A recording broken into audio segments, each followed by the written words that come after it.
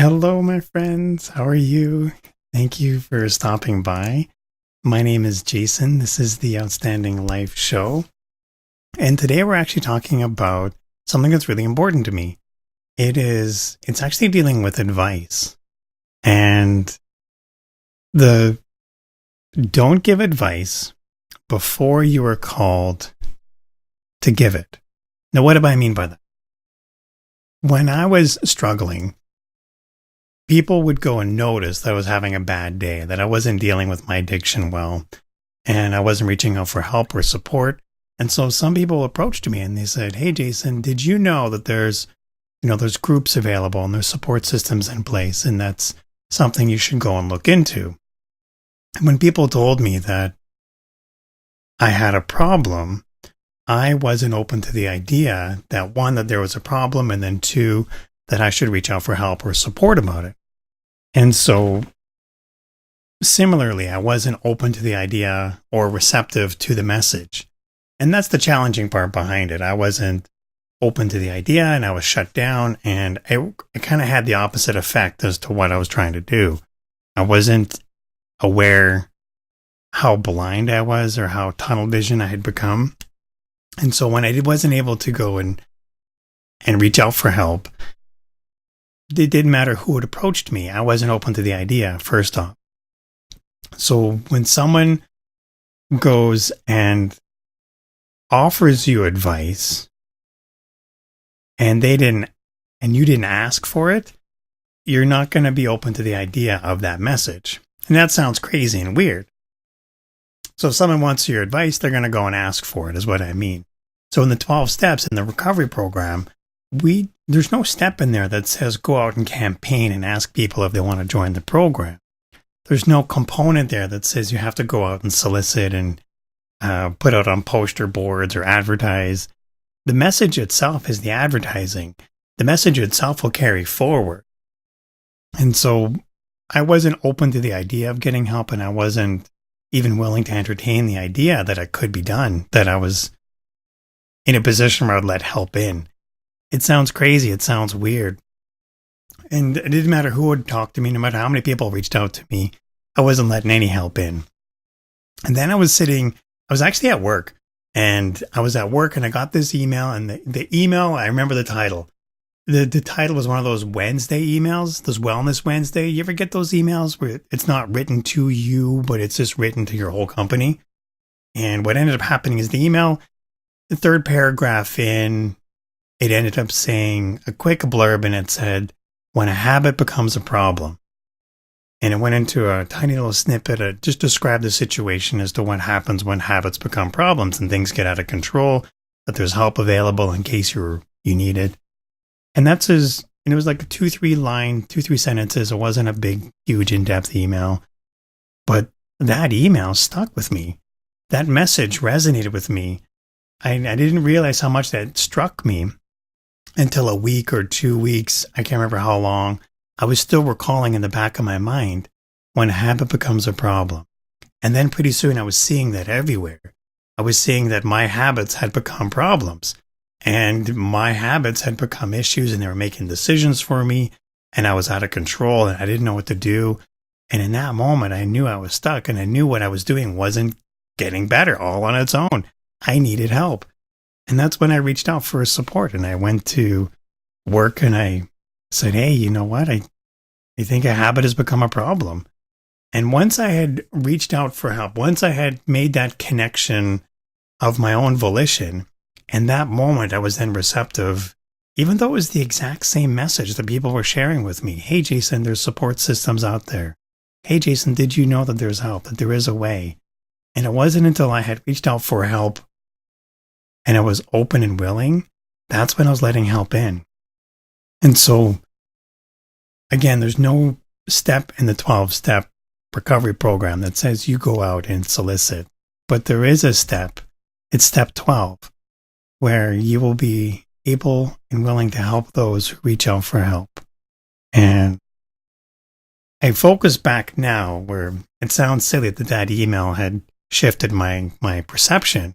But what I do want to highlight is, yes, joining AA and NA were some of the best things that helped me. But I wasn't open to letting that in until I had reached out for help. So it doesn't help me. It doesn't serve me to go out and campaign. It doesn't help me or serve the person I'm helping if I'm trying to convince them or persuade them that this is something they should do. That's what this show is all about, really. The Outstanding Life Show is not meant to convince you to do something or to convince you to stop you from doing anything. It's mainly here to help be a companion, to help support those who have already made the decision that this is something you want to do. And if this is something you're enjoying and if you like what we're talking about, we've got a handful of other episodes we've got running. But for me, reaching out for help was one of the best things I did. My life had spiraled out of control before I was willing and open to letting help in, and then I've curved back up. But it didn't matter who was talking to me. As my life was getting more and more out of control, I started spiraling more and more downwards. And it wasn't until I reached that bottom, until I hit rock bottom, that I got to that spot where I was then open and willing. It was a personal choice. No matter what else happened to me, no matter how bad things got, I was just holding on to life, just trying to get by. And I wasn't apparent that things were bad. I was blinded by this. If I just focus on the next 2 weeks, I'm going to get by and I'm going to survive. If I can just focus to the next payday, I'm going to make it through this. That's no way to live. In my alcoholic brain, that was my everyday average life, just trying to white knuckle my way through. I didn't appreciate how bad things were, no matter who talked to me. It didn't matter if it was my friends, my family, my coworkers. I was shutting them all out. No matter how, I almost said no matter how sweet the message was, but no matter how good-natured that message was coming from, they could have told me that there's recovery programs, there's support systems, and I wasn't even admitting that there was a problem. And so the message of today that I said at the beginning was, don't offer advice unless somebody asks you. And so I focus now where I was at work. This is probably a few years ago now. I was at work and I saw somebody who was struggling and I saw that they were having a hard time. And I noticed it takes one to know one. I saw the same signs and I didn't want to take it upon me to go and share my story because it wasn't the right place. It wasn't my place. But I do know that the caring and the good-natured and the support system that I had all around me, be it at work, at home, and in my friendship circle, that I knew what I needed to do wasn't to showcase myself. The main story is not my story. The main story is the person who's struggling and the help that they need, and to just be there for them. And then when they reached that point when they asked for help, when they said, is there another way? Is there something else I can do? The people that helped connect me to my resources, the people that helped support me to get me to where I needed to go, what they did when I reached out for help is they got me those resources. They got me hooked up with all the right people. They got me my A-team. And when I fast forward to my story where when they asked for help, I didn't jump in and start telling them my story. Instead, I decided to show them where all those resources are. I was patient because people were patient with me. People were very patient with me. And so it was my opportunity to help share with them that there is support available, that there is another way. And if they wanted a support system, they can have an A-team of their own.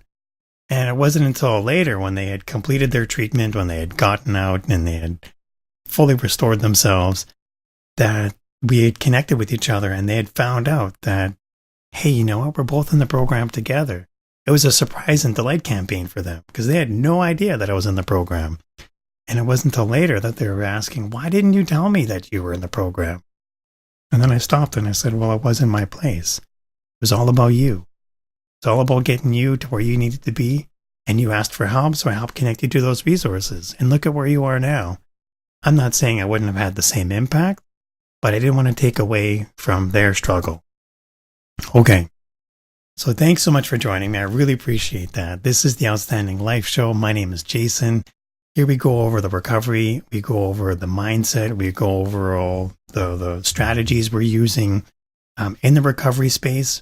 In every episode, we have a gratitude of the day, and we also have an action of the day.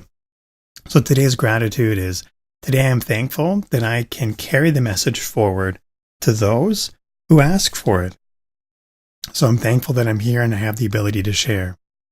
I'm going to challenge you, and if you're interested and you're open to the idea of sharing your own gratitudes, feel free to shoot me a message, say hello, or type in the comments below, whatever you feel comfortable with. Today's action of the day, if this is something you're interested in joining me with, that's great.